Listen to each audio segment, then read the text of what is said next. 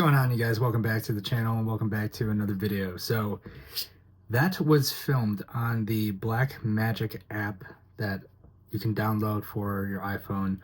Someone asked me in the comment section in my last video about kind of going over how to really use the app, maybe do some editing and color correcting in post. So I'm going to briefly kind of go over that in this video just to kind of give you the rundown of what that may look like if you are doing it yourself. So real quick note about the scene that I just shot. My tortoise, I wanted to make a video with my tortoise, but she wasn't out and about, she was hiding. So I kind of played off of that and made that little cop scenario scene. But let me show you how to do that with your phones. Let's go ahead and open up the Blackmagic app and let's get started here. So when you open up the app, you are greeted with like this whole layout here. So you got the 24mm lens in the corner. You can switch that out. You have the frames per second. You can also switch that out to like 30 frames or 60 frames or 120 frames per second. Your shutter speed is there too. You can change that as well. Right now it's locked. Going across the top even further, your ISO, you can change your ISO to wherever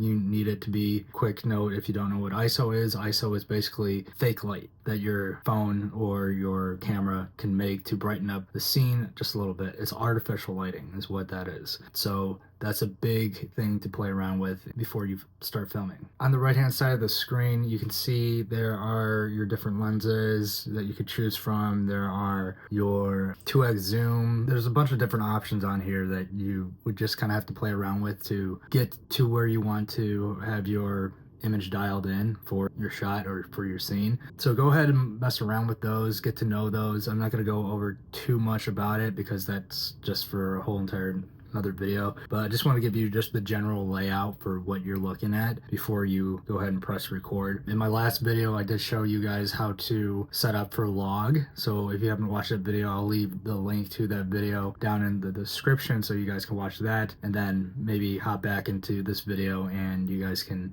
keep going with what you want to accomplish with this video. On the far right hand side of the screen, you can see that there is the camera option, there is the media option. So when you go to media, obviously that's going to open up all the media files that you took, so all the video clips that you took so far, but we're not going to dive into that. And settings, we kind of already went a little bit into the settings in the last video, so go check out that video if you haven't already, to set up for log.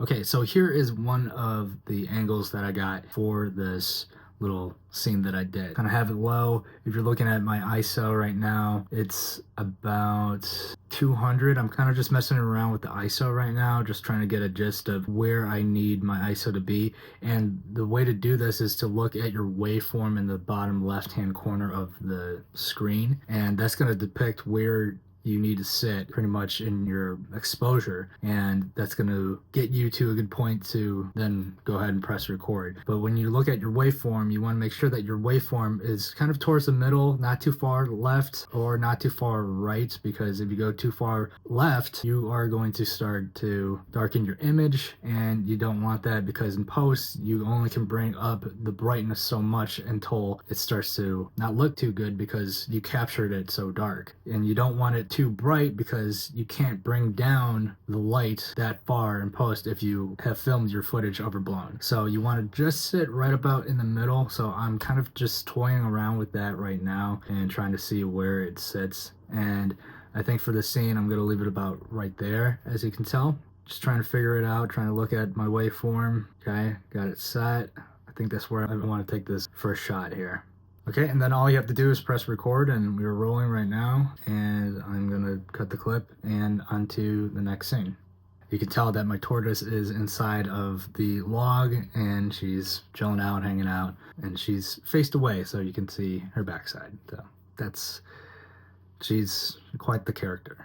Okay, so for this scene, I'm just kind of messing around with this movement here. I'm just trying to figure out how I want to kind of approach this next shot. I'm just kind of making it up on the fly, and I'm thinking let's do kind of like a wraparound of the log just to maybe have this helicopter effect, and I think that's what I was thinking at the time of filming this. And now I'm kind of toying around with this other angle. There's another part of her cage where it's another room, and I'm thinking maybe I can zip out of this dark space and then reveal her log. I'm just kind of messing around and just trying to figure it out as I go. I don't have this kind of scripted out or anything like that. I'm just working on the fly and just figuring it all out. And sometimes that's what you have to do. So I did many takes of that, and I'm now going to throw all of this footage into post-editing, and what we're going to use is DaVinci Resolve for this video. You can use Premiere Pro, you can use Final Cut, but just to match with the Blackmagic app, I'm also going to use DaVinci Resolve because they're like pretty much in tandem with each other because they're generally from the same company. So I've been learning DaVinci a little bit so far here, and that's what we're going to toss the footage into right now. Okay, so what I'm going to do is then AirDrop all of my footage from the Blackmagic app to my MacBook Air. There's other ways that you can transfer your footage, but this is the easiest way for Apple products, is just AirDrop it into your laptop and then go from there. So what I'm going to do is I'm going to take the footage that enters the laptop, and then I am going to put it onto my external hard drive because there's more space on the hard drive rather than the MacBook Air, because the MacBook Air doesn't really have too much space to save a bunch of stuff. But if your laptop does, go ahead and do so. I'm just using a different alternative. Okay, so now I'm going to drag all my footage into the timeline here. Okay, so after I dumped it into the timeline, I'm going to start to color this. Now, you can approach this any different way. You can chop up the edit first if you want, or you can color the footage and then chop it up. Either or. For me, for right now at least, I think it's easier for me just to edit each clip, meaning color it, then chop it up, just because it's a non-linear program, which is DaVinci Resolve.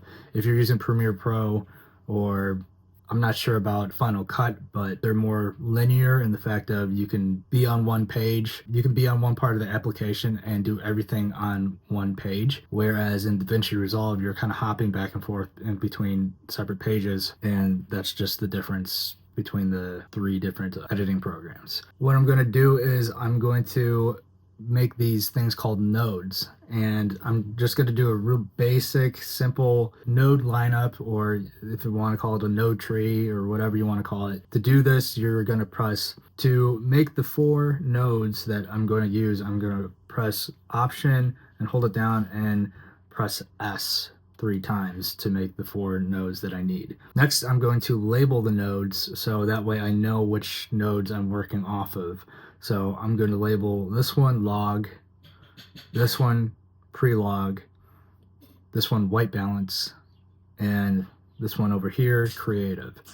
Now, this is the way that I learned how to do it. I'm sure there's multiple ways that you can set up a node tree, and it can get really specific. It can get so out of hand where there's hundreds upon hundreds of nodes going on all at once. But for this video and for time frame for this video, we're only going to make these couple nodes here. Now, what you're going to do is you're going to go and press your log node, and you are going to go to Effects and go down to Color Space Transform. And once you do that, you want to grab it and then drop it into your log node there. And this is what you want to do when you set up your log node, is that you have to plug in your input color space, input gamma, output color space, output gamma.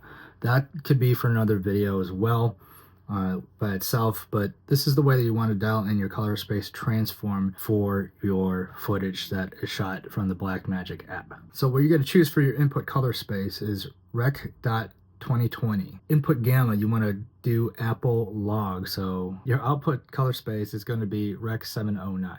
Output gamma is going to be 2.4. This is what you have to program in. We can go into another video that would last 2 hours long, and I don't think anyone wants that, but that's what you need to know for how to set up your color space transform. So then you're going to backtrack and you're going to go to your first node, and what you're going to do is find this little tool on the left-hand side of your DaVinci screen in the color tab, and then you're going to find the whitest point on your screen. Usually you should use like a white card or a gray card or a color chart before your shot, but I was in a rush, and this is kind of where a color chart would come into play. What you'll notice in this selection here is called lift, gamma, and gain. Now again, this could be a whole entire class on lift, gamma, and gain, but for this video I'm messing around with lift, gamma, and gain.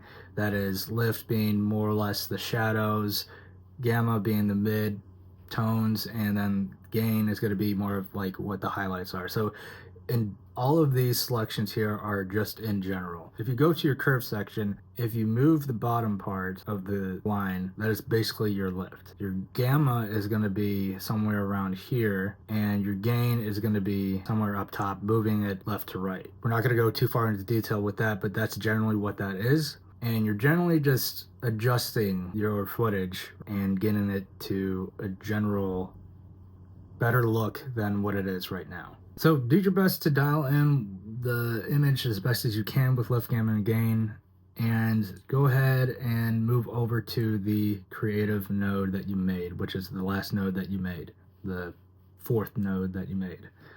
This is where you're going to do your color grading in a sense, and you're going to use the lift circle, you're going to use the gamma circle, and you're going to use the gain circle, and you're going to use the offset. And you're just going to play around with it, try to get it to where you want it to be. There's different rules of thought on how to color grade, but this is where you want to mess around with those lift, gamma, and gain. You can also go into the HDR mode and use shadow, midtone, and highlights and offset. It's very similar. It's not the same, but it's very similar. They're just minor tweaks to lift, gamma, and gain. It's like a sub tweak of lift, gamma, and gain. For the sake of this video and the sake of you just trying to understand and not get too confused about what all this stuff is, because it takes some time, just know that these tools are just to tweak the footage very so slightly to a point where it looks pristine. And that's why there's people out there that make a bunch of movies and they make hundreds upon thousands of dollars doing this for their living. But what we're doing for our sake is just making some fun videos and just getting our videos to the point where they look presentable. So after you do all of the color grading, you are going to then go ahead and chop up your footage. So you're going to go into your timeline tab at the bottom and go ahead and start editing your footage. Now what I did for this video, I added some sound effects to the video. So I use Motion Array. This is not a sponsored video whatsoever, but I use Motion Array. I looked up some sound clips that I thought would be hilarious for this little scene that I made. And so I looked up some police noises and some sirens and helicopter noises, and all I did was drag and drop those into my timeline the way that I wanted them to be. And as you can tell, that is what it looks like.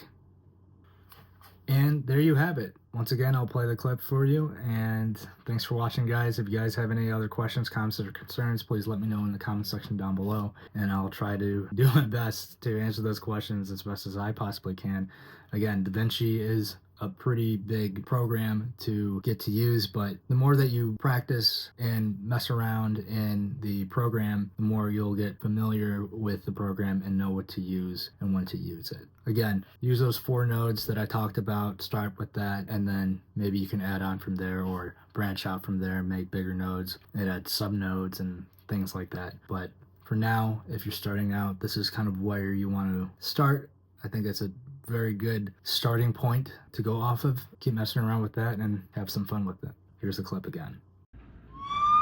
Come out with your hands up. Lay down your weapons. We have you surrounded. Thanks for watching. It's been real. Keep it real. You know what it is. Deuces.